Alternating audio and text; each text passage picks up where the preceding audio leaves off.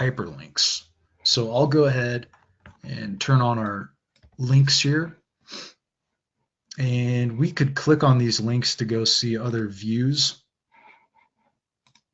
or we could use the saved viewpoints tool over here and see where these different views are located. But I'm going to go to the one I saved here for the sign, and I can see there's a link here. And when I click on this, it takes me out to the website. So in addition to website links, let's look at some of the other more practical options we have here. We could go to the back door here, and you'll notice that we've got a link here on this door. So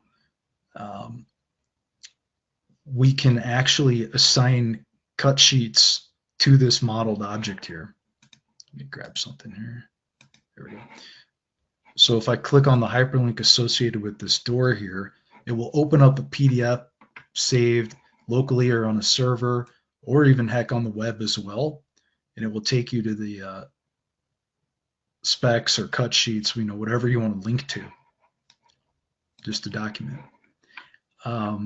The next one is going to be very useful for facilities management teams. Let's say I go to this viewpoint here looking at this air handling unit, and you could have maintenance crew out there with their iPads, and they could click on this object here and actually open up the Excel spreadsheet with all the maintenance logs for this actual item, so they can see all the maintenance that had recently been done, and then they could do their work for the day, and when they're done, update the spreadsheet here.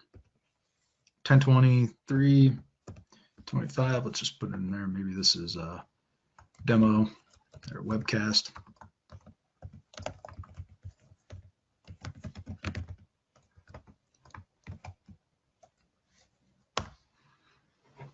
And then save our log here, close out of it.